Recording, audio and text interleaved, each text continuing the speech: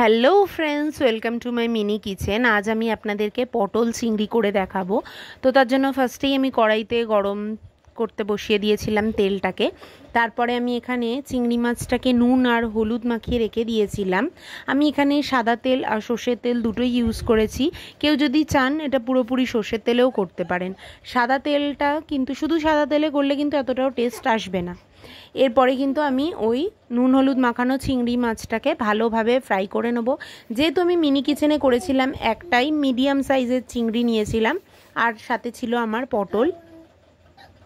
তো আমি চিংড়ি মাছটাকে ভালোভাবে কাট লাগিয়ে একটু ভেজে নিচ্ছিলাম যাতে তাড়াতাড়ি চিংড়ি মাছটা ফ্রাই হয়ে যায়। তো একটু চেপে চেপে আমি ভাজছিলাম যাতে চিংড়িটা ভালোভাবে ভাজা হয়ে যায়। তো আমার চিংড়িটা এখানে হয়ে গেছে। বেশি ভাজলে এটা চামড়া টাইপের হয়ে যাবে, সেই জন্য আমি বেশি ফ্রাই করলাম না, সামান্যভাবে ভালোভাবে ভেজে নিলাম। এরপরে আমি পটলগুলোকে এখানে দিয়ে দিচ্ছি। পটল আর আলুর পরিমাণ কিন্তু খুবই কম ছিল, তো সেটাও আমি দিয়ে নিলাম।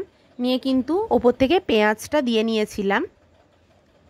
দিয়ে ভালোভাবে আমি নাড়াচাড়া করে নেব। সামান্য নুনও দিয়েছিলাম। তো ভালোভাবে মিক্স করে নেব। নিয়ে কিন্তু আমি একটু ঢাকনা দিয়ে এটাকে রান্না করে নেব। 5 মিনিট ঢেকে রান্না করার পর আমার এখানে কিন্তু প্রায় 75% মতন এটা সিদ্ধ হয়েই গেছে। আমি ভালোভাবে নাড়াচাড়া করে দেখে নিলাম। অপর পিঠটা করেও কিন্তু উল্টে দিলাম। দিয়ে কিন্তু আমার ফ্রাইটা দেখলাম ভালোভাবে কমপ্লিট হয়েই গেছে।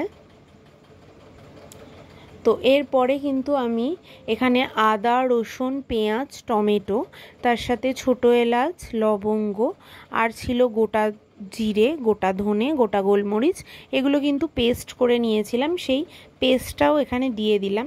দিয়ে কিন্তু মশলাটাকে ভালোভাবে আমি কষিয়ে নেব। হাতে একটু টাইম নিয়ে কিন্তু কষাতে হবে আর বারবার কিন্তু নাড়াচাড়া করে দেখে নিতে হবে। আমি কিন্তু কষানোটা হয়ে গেছিলো। তারপরে কিন্তু আমি মিক্সি ধোয়া জল বা বাটি ধোয়া জল সেটা কিন্তু আমি এখানে অ্যাড করে দিয়েছিলাম। এই রান্নাটা কিন্তু খুবই টেস্টি হয়, একবার এইভাবে বানিয়ে দেখতে পারেন। আর এটা কিন্তু ভাতের সাথে বা রুটি, লুচি, পরোটার সাথে খুবই ভালো লাগে। বাড়িতে অবশ্যই ট্রাই করে আমাকে একবার কমেন্টে জানাবেন কেমন লাগলো। এবার আমি চিংড়িটাকেও 2-3 পিস করে কেটে নিয়েছিলাম। দিয়ে কিন্তু আমি চিংড়িটা এখানে অ্যাড করে দিলাম। দিয়ে ভালোভাবে ফুটিয়ে নিলেই কিন্তু আমাদের রেসিপিটা একদম ready. Thanks for watching. Thank you.